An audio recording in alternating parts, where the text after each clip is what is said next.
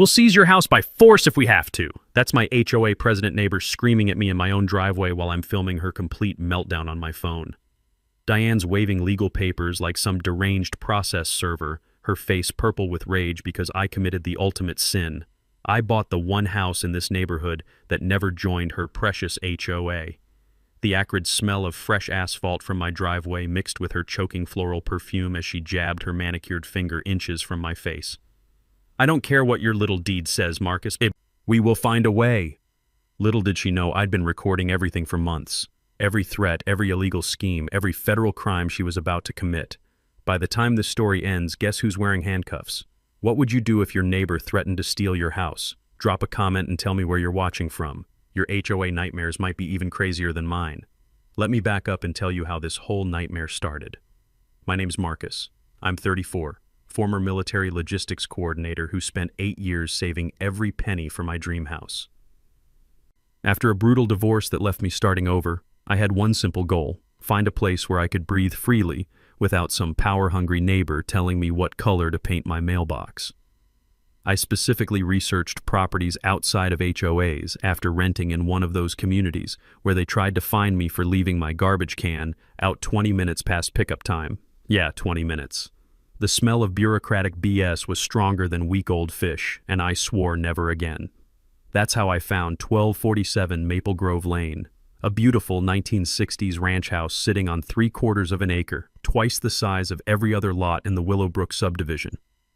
The previous owner, Mrs. Chen, was this sweet 89-year-old lady who'd lived there for 40 years and told the HOA exactly where they could stick their membership applications. My kind of woman. I paid the full asking price of $340,000 just to avoid any bidding wars. When you've got cash and the seller's got stories about HOA harassment, deals happen fast. That's when I met Diane Fletcher. Picture a 52-year-old real estate agent who peaked as hall monitor in 7th grade and never recovered. Diane had been HOA president for 6 years running, which in suburban terms makes her basically Mussolini with a subscription to Better Homes and Gardens. She showed up during my final walkthrough carrying a fruit basket like some kind of twisted welcome wagon. Her smile looked like it was carved by someone who'd only heard smiles described secondhand. The forced cheerfulness in her voice sounded like nails on a chalkboard trying to sing karaoke. "Welcome to Willowbrook," she chirped, setting down grocery store fruit arranged like a funeral display. "I'm Diane, your HOA president. You'll obviously want to join our wonderful community association for neighborhood harmony," she said, obviously, the way people say breathe, like any other option was physically impossible. "Actually," I said, "I specifically bought this house because it's not part of the HOA. That's the whole point." The transformation was instant. Her plastic smile cracked faster than cheap paint in Arizona sun, and suddenly I'm looking at the real Diane Fletcher, the one who probably reports lemonade stands to code enforcement. "Well," she said, her voice dropping to Arctic temperatures, "we'll see how long that lasts." 48 hours later, the crisp sound of expensive letterhead hitting my mailbox announced Diane's first official move. The weight of legal threats felt heavier than the paper had any right to. Her HOA was demanding I install their approved mailbox, remove my unauthorized garden shed, and paint my perfectly fine blue house community-compliant beige. Beige, the color of giving up on life. The letter claimed my property created visual blight affecting neighboring home values. This from a woman whose idea of landscaping was chemical bombing every living thing into submission, leaving a yard that looked like the surface of Mars, but with sprinklers. Here's the community context that matters. Willowbrook subdivision has 47 homes total. 46 of them pay Diane $180 every month for the privilege of asking permission to change their own light bulbs. Those HOA dues had gone up 3 times in 2 years for mysterious beautification projects that somehow never beautified anything. My house was the lone holdout, the last free territory in her little kingdom of lawn enforcement and mailbox tyranny. Diane's house sat directly across the street, giving her a perfect surveillance position.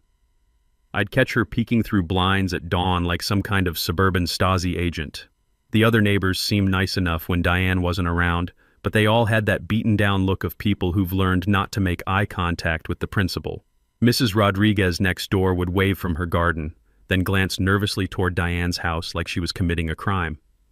But here's what I didn't know yet. This wasn't about neighborhood aesthetics or property values.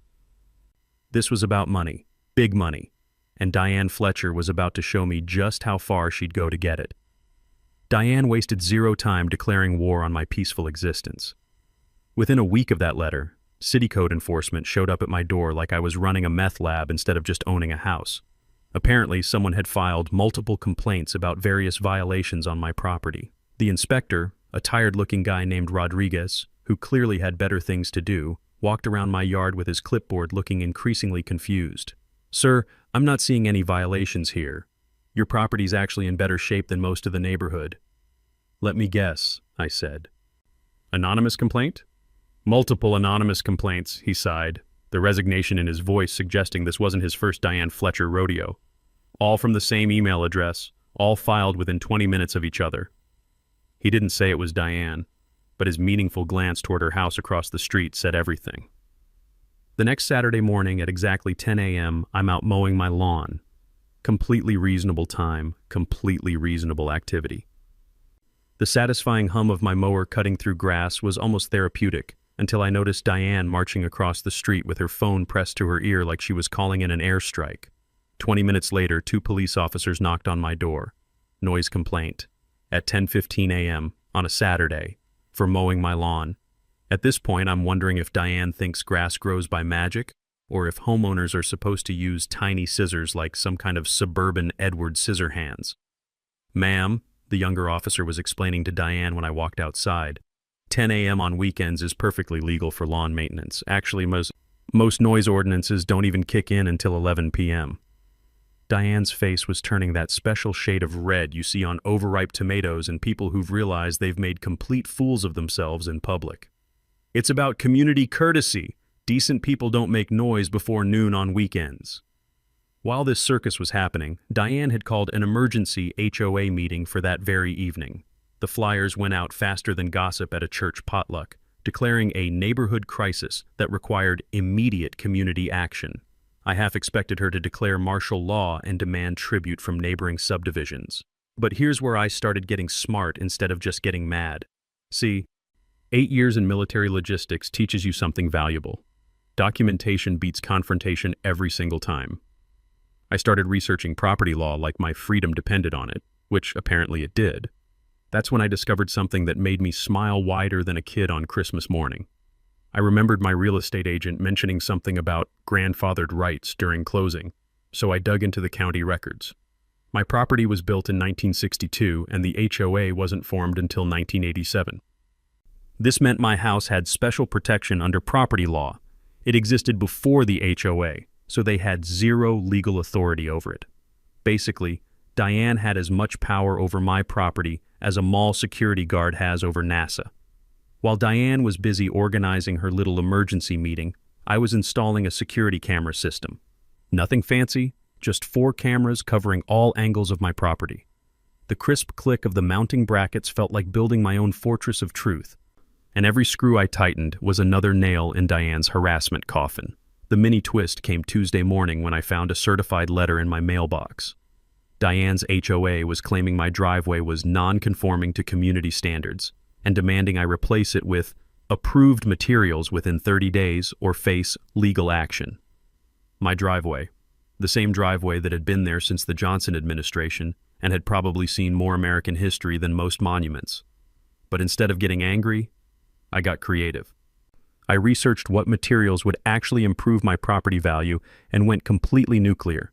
I replaced my old concrete driveway with premium permeable pavers that cost $8,000 and looked like something from a luxury resort, the kind of eco-friendly upgrade that makes environmentalists weep with joy and property values jump like caffeinated kangaroos. Then I tackled her complaint about my unauthorized garden shed. A little more digging revealed it wasn't unauthorized at all. It was grandfathered in with the original property.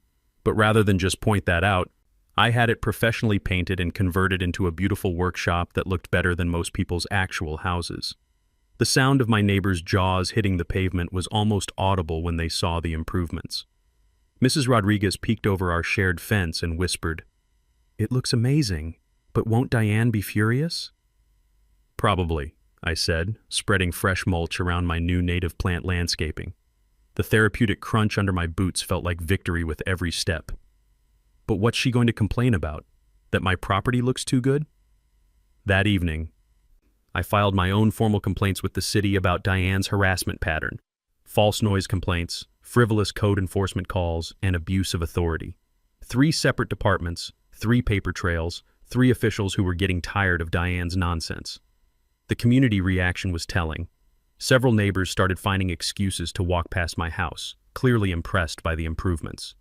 The young couple from the corner lot stopped to ask about my contractor. Mrs. Rodriguez brought me homemade cookies, a small act of rebellion in Diane's surveillance state. But the best part? Diane's emergency HOA meeting had backfired spectacularly. Word got back to me that several board members had questioned why they were calling emergency meetings about a property that wasn't even in their HOA. The Emperor's new clothes were starting to look pretty threadbare. Diane's response to my property improvements was like watching someone lose their mind in slow motion. If she thought beautiful landscaping and a premium driveway would make me back down, she clearly didn't understand the first thing about psychological warfare. Her next moves proved she was getting desperate, and desperate people make stupid mistakes. First, she tried to get my home business permit revoked. See, I run tech consulting from my home office, completely legal with proper permits. But suddenly the city received concerned citizen reports about commercial activity in a residential zone. The smell of bureaucratic paperwork was getting thicker than morning fog as officials showed up to investigate my terrible crime of answering emails from home. The city inspector looked around my home office, 1 desk, 1 computer, 0 customers visiting, and basically laughed. Ma'am, if working from home was illegal, we'd have to arrest half the neighborhood. But this little adventure taught me something valuable about harassment law that I'd read about during my military days. When someone uses their official position to systematically abuse private citizens, it's called acting under color of law, and it's a federal crime with serious prison time attached. Diane wasn't done. She organized what she called a community safety patrol that just happened to circle my property every 2 hours like some kind of suburban surveillance squad.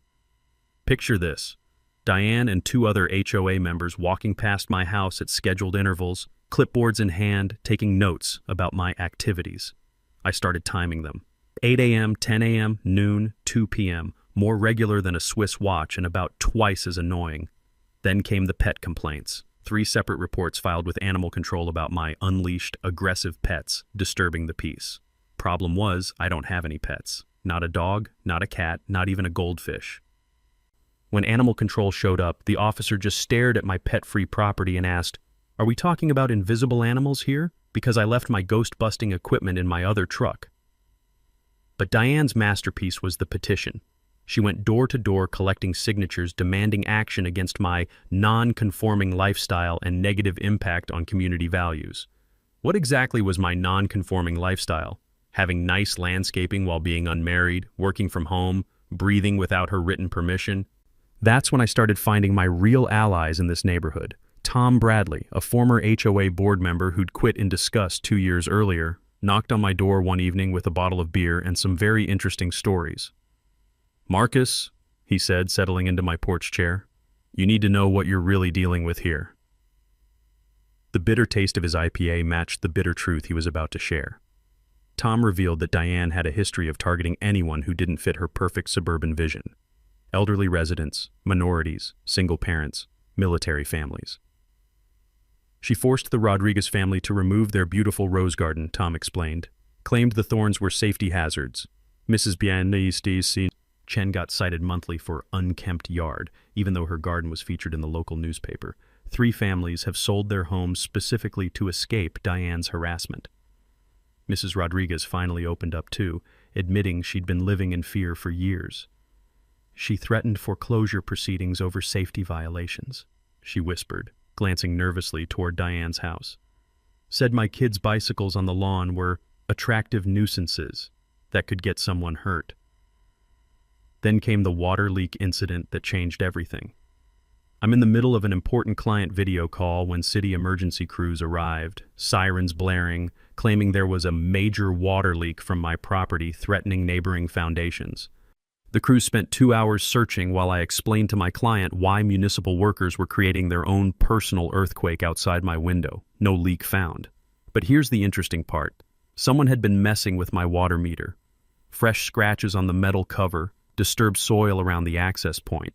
My newly installed security cameras hadn't captured the meter area, but they did catch something else. Diane's husband, Gary, sneaking around my backyard at 2:30 a.m. 3 nights earlier. That footage was like striking gold in a cryptocurrency boom. There's Gary, clear as day, skulking through my yard with a flashlight, checking my utilities, and generally acting like a discount private investigator who learned surveillance techniques from watching too much CSI. The motion-activated spotlights I'd installed caught him like a deer in headlights. Literally. His startled expression was absolutely priceless. I filed trespassing charges the next morning. Gary claimed he was checking for water leaks as a concerned neighbor, but the police weren't buying what he was selling. Neither was his lawyer, apparently, because Gary accepted a plea deal faster than you can say criminal mischief. The community reaction was shifting in my favor like dominoes falling in slow motion. My security camera footage had somehow found its way to the neighborhood WhatsApp group, and suddenly people were asking uncomfortable questions about their HOA president's midnight surveillance operations. Mrs. Rodriguez started bringing me cookies regularly, her small act of rebellion against the surveillance state.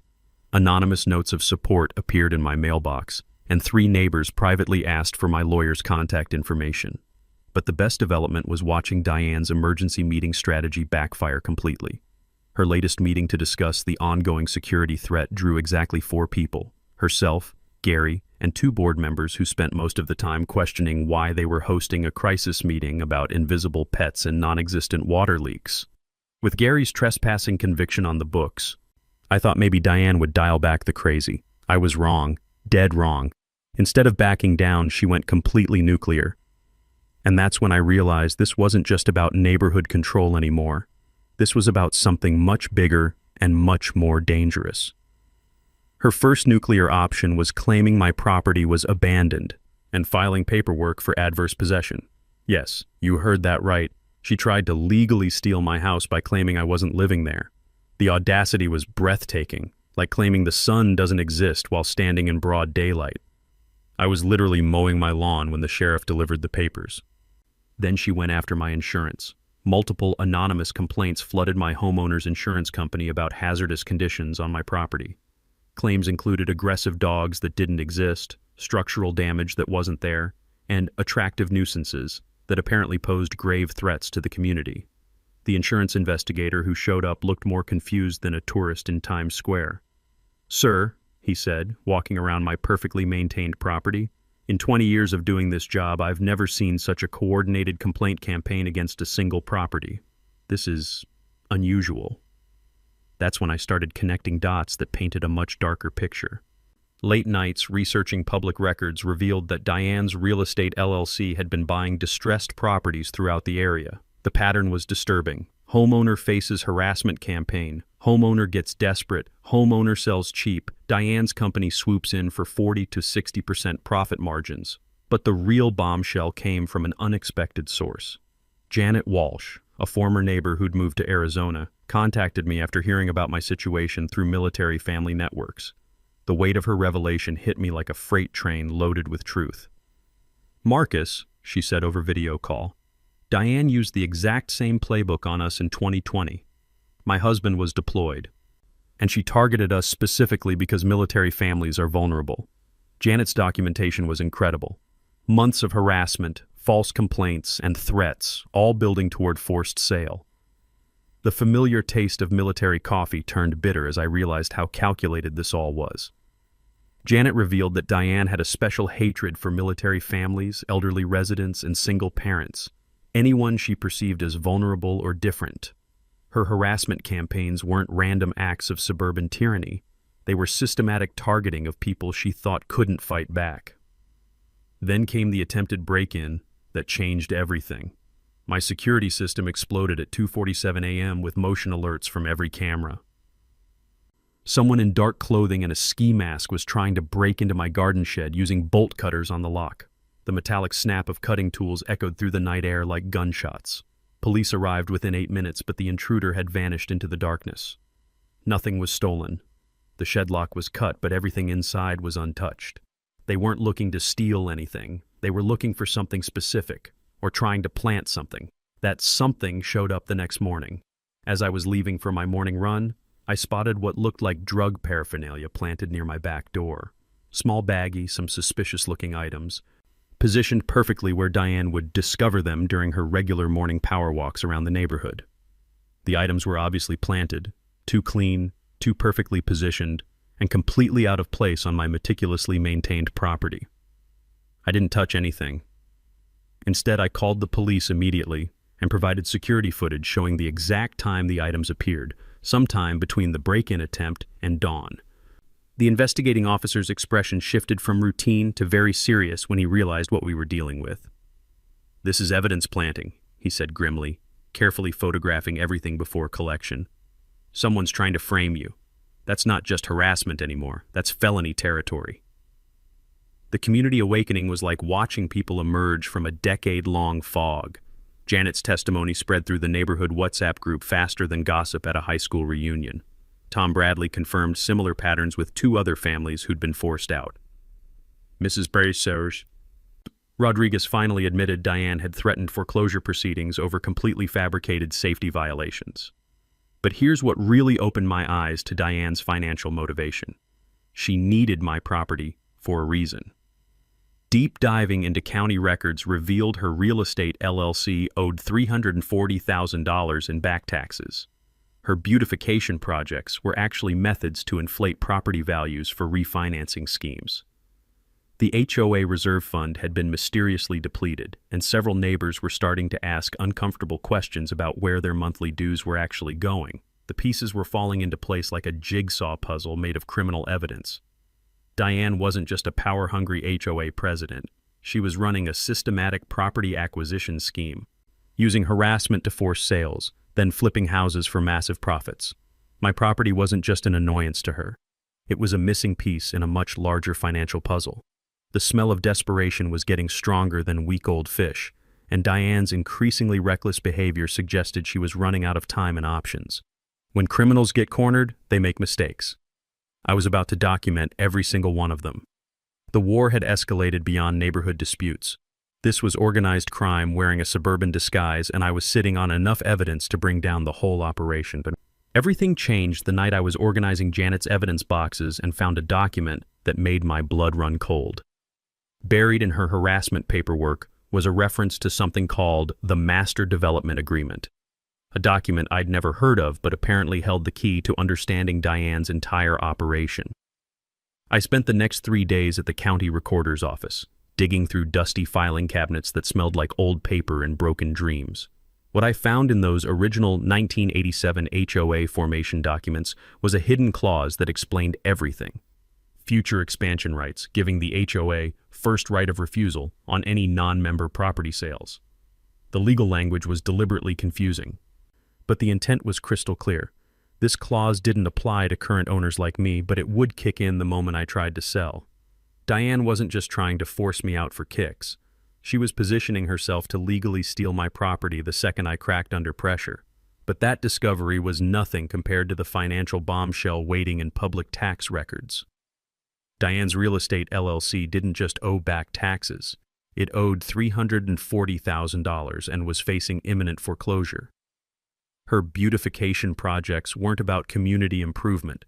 They were desperate attempts to inflate property values for refinancing schemes that were about to collapse. The HOA reserve fund told an even darker story. What should have been $180,000 in accumulated dues had somehow shrunk to less than $15,000. Simple math revealed that Diane had been systematically draining community funds to prop up her failing real estate ventures. She wasn't just harassing neighbors, she was embezzling from them. Tom Bradley's evening visit with a manila folder full of evidence confirmed my worst suspicions. The bitter taste of betrayal filled the air as he spread financial documents across my kitchen table. "I saved these before I quit the board," he explained. Diane was diverting emergency repair money to her personal real estate investments. When board members questioned the expenses, she threatened lawsuits and forced resignations.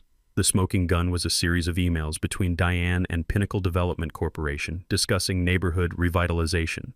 The correspondence was damning. Explicit discussions of removing obstacles to development approval, references to pressure campaigns, and community solutions.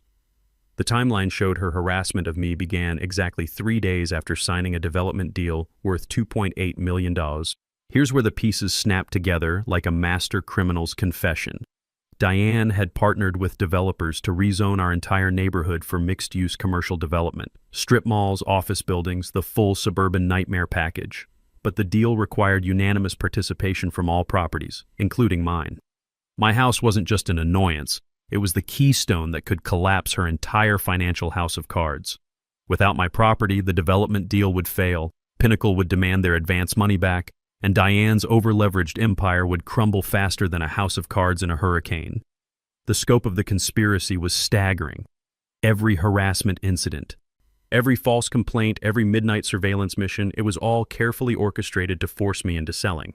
The other families who'd fled the neighborhood weren't random victims. They were strategic removals, clearing the path for development. But Diane had made one crucial mistake in her criminal mastermind planning.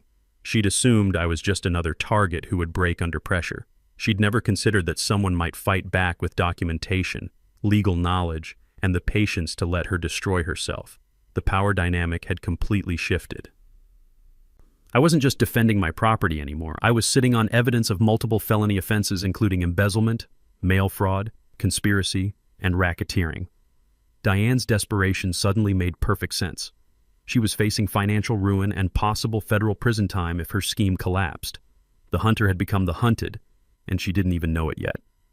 But she was about to find out exactly what happens when you try to run a criminal enterprise against someone who understands both military strategy and the power of patience. The weight of evidence boxes in my home office felt like ammunition for the battle ahead, and the sweet smell of justice was finally overpowering the stench of corruption. Time to go from defense to offense. With evidence of Diane's criminal enterprise spread across my dining room table, I realized this was bigger than one crazy HOA president. This was organized crime in suburban clothing. But taking down a systematic operation required systematic planning, and 8 years of military logistics had taught me exactly how to coordinate a multi-front assault. First, I needed serious legal firepower.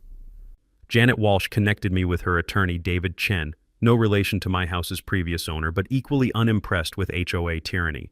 Chen specialized in something I'd never heard of, but was about to become very familiar with: RICO cases.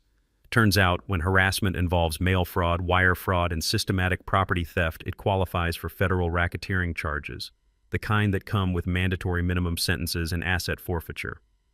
Marcus, Chen explained during our first meeting, what Diane's running isn't just harassment, it's a criminal enterprise. RICO was designed for exactly this kind of systematic fraud. The satisfying weight of federal law was about to come down on Diane's operation like a sledgehammer hitting a house of cards. We assembled a legal dream team that would make corporate criminals sweat.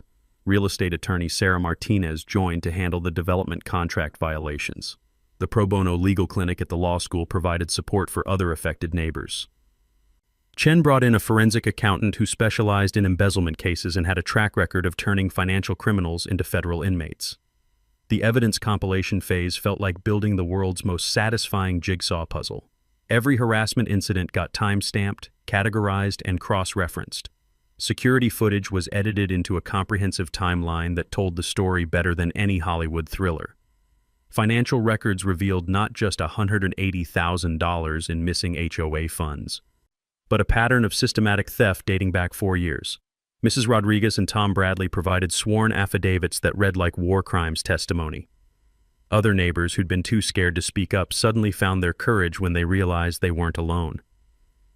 The community meeting at my house was the first time many of these people had gathered without fear, and watching them share their stories was like watching prisoners realize the jail door had been open all along. But the real breakthrough came when we expanded our investigation beyond Willowbrook. Chen's connections revealed that Diane's operation wasn't unique. Similar schemes were running in 3 other subdivisions across the county. We weren't just building a case.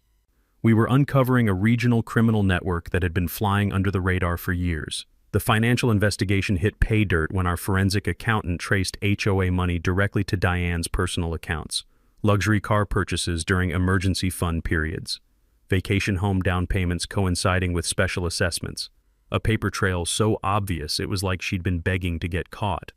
Our legal strategy was beautiful in its simplicity. Attack from every possible angle simultaneously.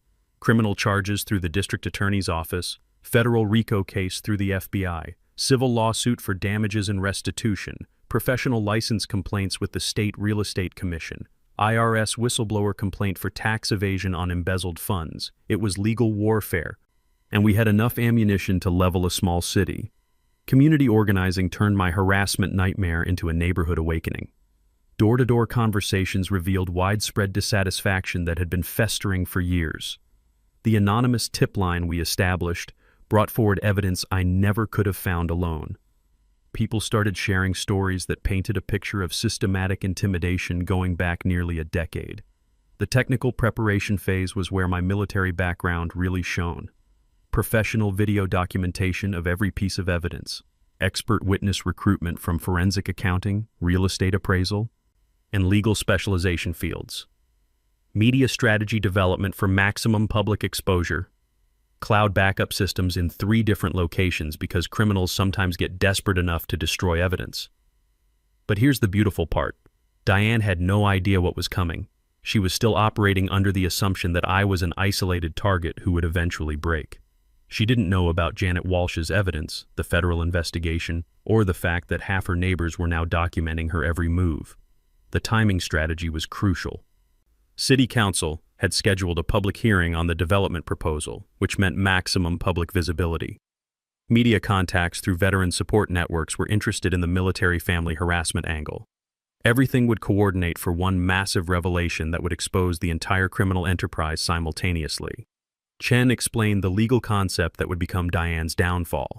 When someone systematically violates federal law using mail and wire communications, every single incident becomes a separate federal felony. Diane's harassment campaign had generated enough criminal charges to put her away for decades.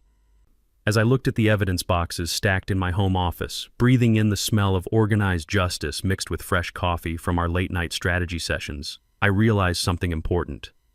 This wasn't just about protecting my property anymore. This was about stopping a predator who had been terrorizing vulnerable families for years.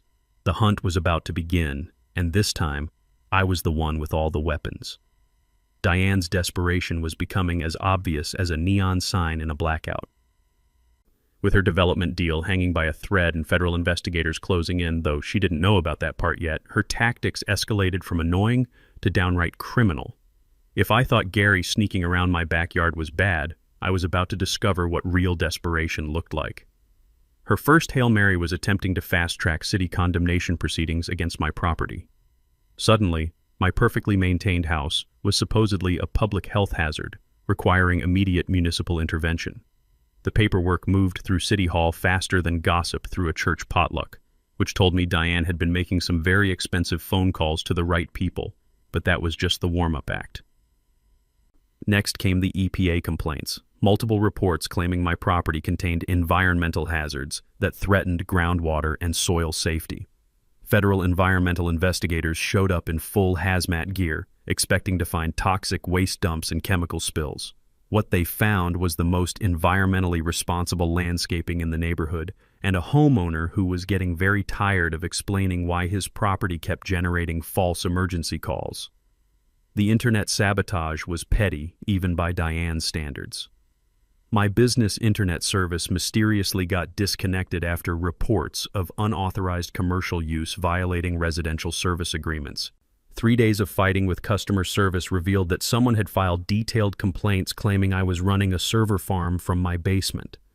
The customer service rep sounded as confused as I felt. "Sir, according to this complaint, you're allegedly hosting illegal gambling websites and Bitcoin mining operations. Do you even know what Bitcoin mining is?" While I was dealing with digital warfare, Diane launched a ground campaign against local businesses. Suddenly, my regular coffee shop, grocery store, and even the gas station started giving me weird looks. Turned out she'd been spreading rumors that I was under federal investigation and businesses that served me might face regulatory scrutiny. The barista at my usual coffee place whispered, "I don't know what you did, but that lady with the perfect hair came in here threatening boycotts if we kept serving you." The sabotage escalated to actual property damage when my sprinkler system mysteriously malfunctioned at 3 a.m., flooding my basement with enough water to make no one nervous. Emergency plumbers found that someone had deliberately damaged the main water line, professional work that required specific tools and knowledge. The smell of sewage backup mixed with my growing rage as I realized Diane was no longer playing games. Delivery trucks started reporting incorrect addresses with suspicious frequency. Packages consistently got misdirected, delayed, or flat-out disappeared. My mail carrier admitted that someone had been calling the post office claiming my house was abandoned and mail should be returned to sender. Meanwhile, anonymous complaints filed with the IRS claimed I was hiding unreported business income because apparently working from home legally was somehow tax evasion in Diane's twisted logic. The car vandalism was the final straw. 4 slashed tires in my own driveway, captured in beautiful high definition by my security cameras. But here's where Diane's desperation betrayed her. The footage clearly showed her husband Gary creeping around my car at 2 a.m. with a knife, looking about as subtle as a rhinoceros in a ballet class. But Diane's nuclear option was the bribery campaign. Mrs. Rodriguez came to me shaking, clutching an envelope containing $5,000 in cash and a typed note offering payment for signing a complaint against me. She said it was just about property values, Mrs. Rodriguez whispered, but I know what this really is. Tom Bradley got a similar offer, a consulting fee to recant his statements about HOA financial irregularities. Even the city inspector, who'd found no violations on my property, was approached with an envelope full of cash to discover some problems during a follow-up visit. Every bribery attempt was reported to authorities and documented, because apparently Diane thought local officials were as corrupt as she was. The smear campaign went digital when Facebook posts started appearing claiming I was dangerous and unstable. Flyers appeared on car windshields throughout the neighborhood warning about criminal activity at my address. She even tried contacting my ex-wife with false allegations that could affect my custody arrangement with my daughter. That crossed a line that turned my anger into something much colder and more focused. While all this chaos swirled around me, I maintained strategic silence. Every incident got documented, every piece of evidence got preserved, and every criminal act got reported to the appropriate authorities. FBI white-collar crime investigators were building a file that would make Al Capone's tax evasion case look like a parking ticket. The community pressure was reaching a breaking point. Several neighbors received threatening letters about association with me. Diane imposed a special HOA assessment on all members for a legal defense fund, essentially making her victims pay for their own persecution. Fear tactics intensified as she sensed control slipping away like sand through her perfectly manicured fingers. But here's what Diane didn't understand. Desperate people make mistakes, and I was documenting every single one. Federal investigators love criminals who provide their own evidence, and Diane was building a case against herself more efficiently than any prosecutor ever could. The trap was set, and all I had to do was wait for her to walk into it. Diane's final descent into complete criminal madness was like watching a train wreck in slow motion. Horrifying, but impossible to look away from.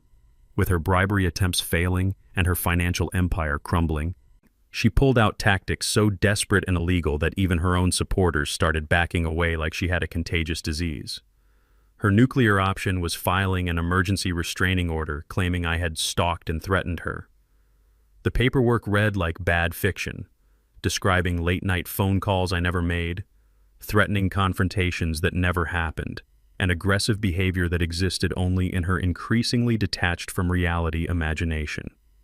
The irony was thicker than molasses. The woman who'd been systematically stalking me for 8 months was now claiming to be the victim. The false domestic violence charges were her masterpiece of projection. Diane called 911 hysterically, claiming I'd threatened her with a weapon during a violent confrontation in her driveway. Police arrived at my house to find me on a video conference with clients in 3 different time zones, providing the most ironclad alibi in harassment history. The body camera footage of Diane's story changing every 30 seconds was comedy gold. First I threatened her with a gun, then a knife, then apparently just aggressive hand gestures. She demanded my security cameras be removed, claiming they violated her privacy rights by surveilling her property. The legal logic was stunning. The cameras that had caught her husband trespassing and her self-planting evidence were somehow the real crime here. It was like a bank robber complaining that security cameras violated their right to steal money privately. The Child Protective Services complaints were when I knew Diane had completely lost whatever remained of her sanity. False reports claiming I was an unfit father based on my criminal lifestyle and dangerous living conditions. CPS investigators showed up expecting to find a drug den and instead discovered a 12-year-old girl doing homework in one of the safest, most well-maintained homes in the neighborhood. The social worker actually apologized for wasting my time and noted the complaint for potential prosecution. But the police report that sealed Diane's fate was her claiming I threatened her with a weapon while she was peacefully walking past my property. Officers arrived expecting domestic violence and found me in my backyard grilling burgers for my daughter's weekend visit. The timestamp on my security footage showed Diane hadn't been within 100 yards of my property all day. Her story crumbled faster than a stale cookie, and the officer's patience finally ran out. "Ma'am," the senior officer explained with barely contained frustration, "this is the 7th false report you've filed this month. False police reports are a felony, and we're documenting a pattern of harassment that goes far beyond neighborly disputes." The community breaking point came when 3 more families announced they were selling rather than endure another day of Diane's increasingly unhinged behavior. The HOA board members who hadn't already resigned began submitting their own resignations faster than rats abandoning a sinking ship. Mrs. Rodriguez finally went public with years of documented harassment, and the neighborhood WhatsApp group became an evidence-sharing network that made WikiLeaks look amateur. Diane's development deal partner, Pinnacle Development, withdrew from the project citing community instability and regulatory concerns. The smell of corporate panic was stronger than burnt coffee as they realized their business partner was about to become a federal defendant. Her real estate LLC faced foreclosure on multiple properties, and the personal bankruptcy filing revealed the stunning scope of her financial desperation. Meanwhile, I maintained my normal routine while coordinating with multiple law enforcement agencies for what they called synchronized action. Federal prosecutors were building a RICO case. State investigators were pursuing real estate fraud charges. Local police were filing harassment and false reporting charges. It was like watching a legal symphony with Diane as the unwitting star performer. The attempted frame-up was Diane's final masterpiece of criminal stupidity. She planted stolen merchandise in my garbage before pickup day, then made an anonymous tip about suspicious activity at my address. Police arrived, expecting to find evidence of theft, and instead found planted goods that my security cameras had recorded her placing there. The footage was so clear you could see her checking over her shoulder like a cartoon villain. Felony charges for evidence tampering and false reporting were filed that same afternoon. Her lawyer, what was left of her legal representation after the others fled, advised immediate plea negotiations.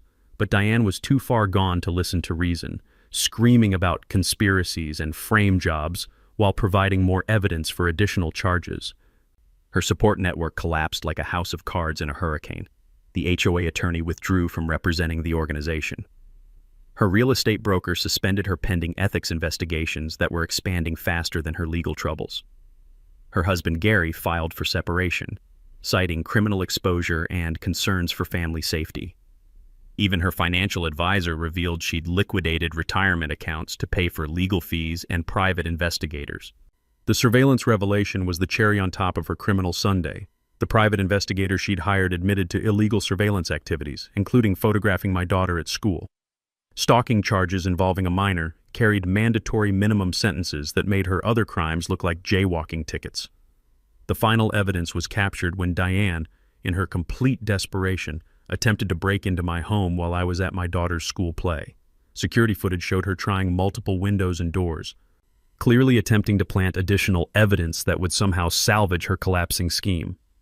Police arrested her in my backyard at 11:47 p.m., flashlight in hand, carrying a bag of items that would have made Al Capone blush. The charges kept piling up: breaking and entering, criminal threats, stalking, evidence tampering, and conspiracy to commit fraud.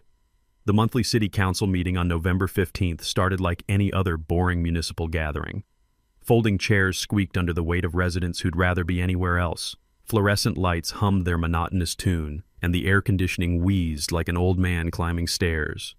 What nobody knew, except me and my legal team, was that this sleepy Tuesday evening was about to become the most explosive council meeting in city history.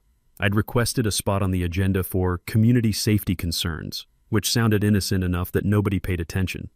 Diane attended, expecting to present her side of what she still believed was a simple neighborhood dispute.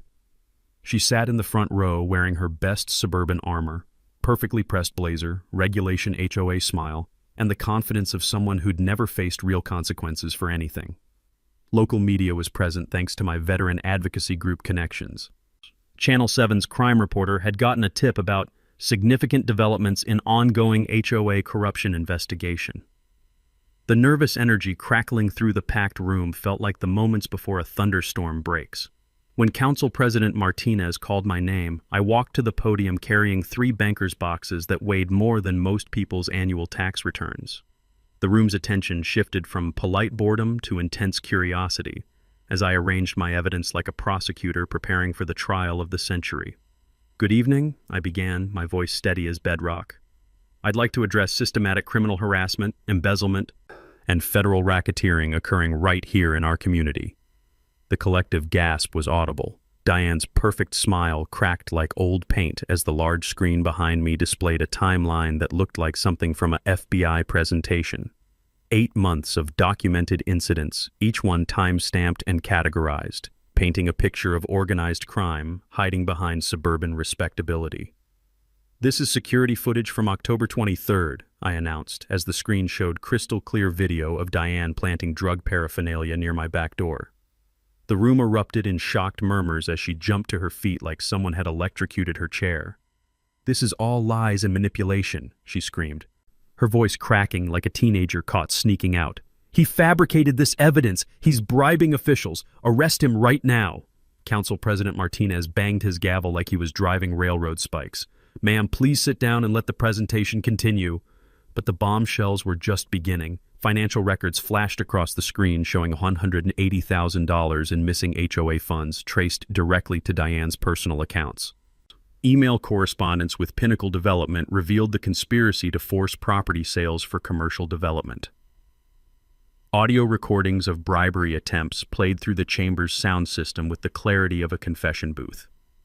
The witness parade was devastating. Tom Bradley presented documentation of systematic financial fraud dating back 4 years. Janet Walsh appeared via video link from Arizona, her testimony about targeted harassment of military families hitting the room like a gut punch. Mrs. Rodriguez took the podium with tears streaming down her face, describing years of intimidation that had turned her own home into a prison. "She threatened foreclosure if my children left bicycles on our own lawn," Mrs. Rodriguez sobbed. "Said my rose garden was a community safety hazard. I've been afraid to even water my flowers without her permission." That's when Police Chief Williams stood up from the back of the room. The gravity in his voice could have flattened mountains. "Ladies and gentlemen, what you're witnessing tonight is the culmination of a 6-month joint investigation involving local police, state prosecutors, and federal agencies." FBI agent Sarah Chen stepped forward, her badge glinting under the fluorescent lights. "We've been building a federal RICO case based on evidence provided by Mr. Marcus and corroborated by multiple victims. Mrs. Fletcher is facing charges of embezzlement, mail fraud, conspiracy, harassment, stalking, and evidence tampering."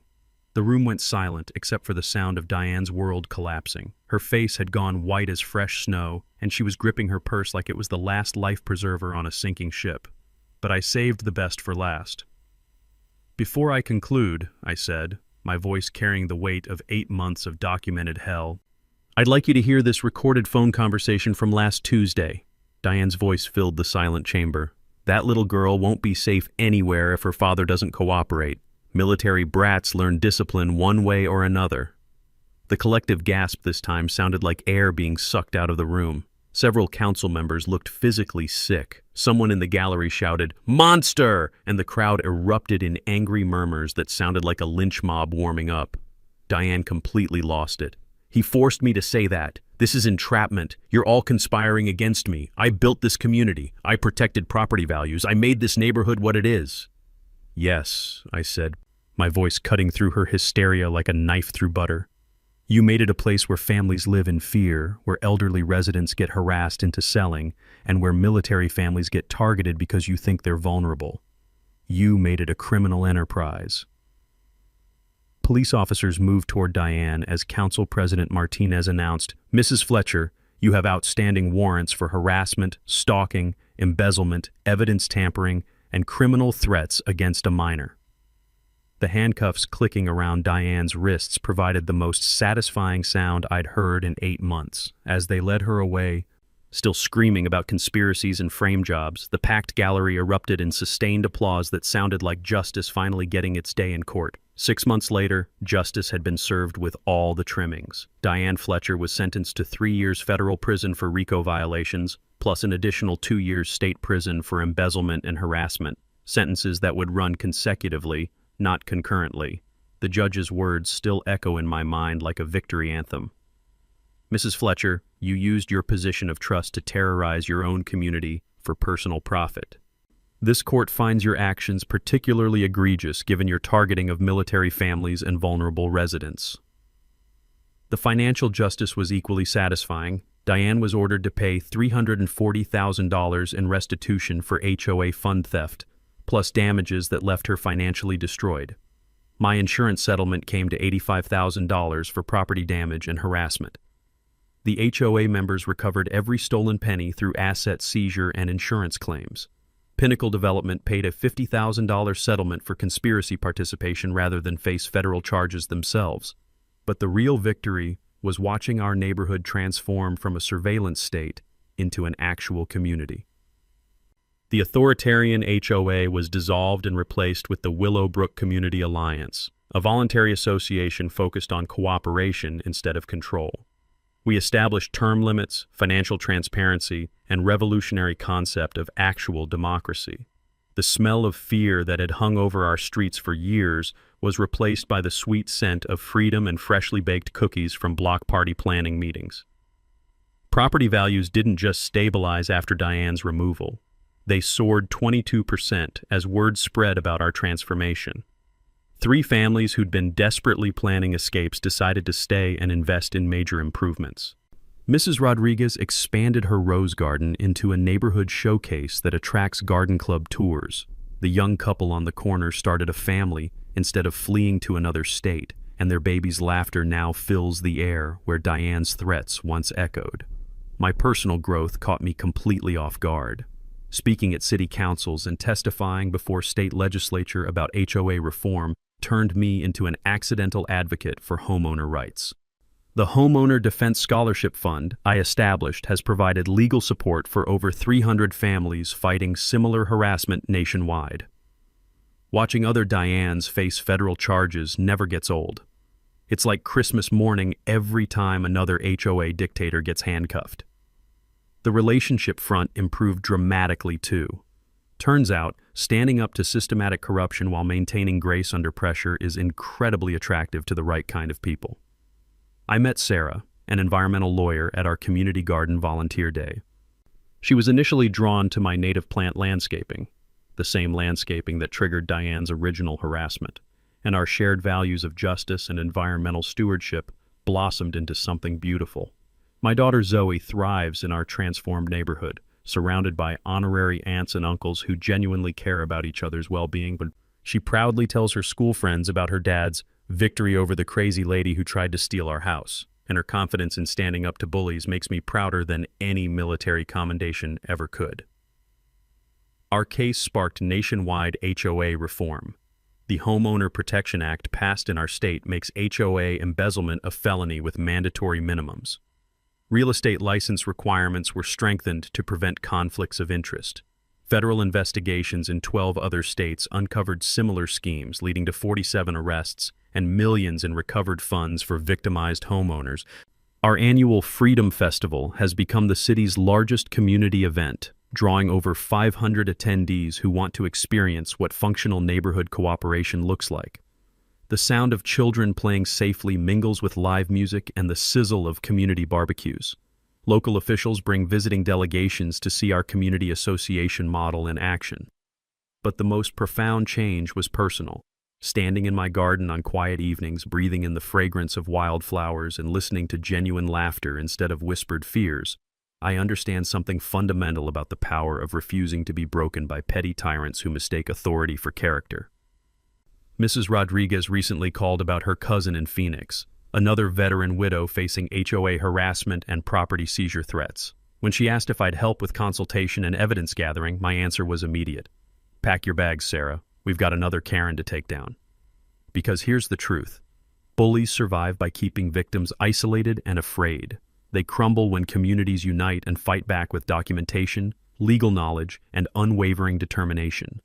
If you've survived your own HOA nightmare, drop your story in the comments. I read every single one, and the craziest ones become our next deep dives.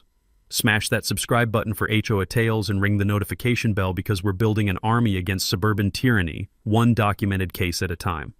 Remember, when you refuse to be crushed by petty dictators, you're not just saving yourself, you're protecting every family that comes after you.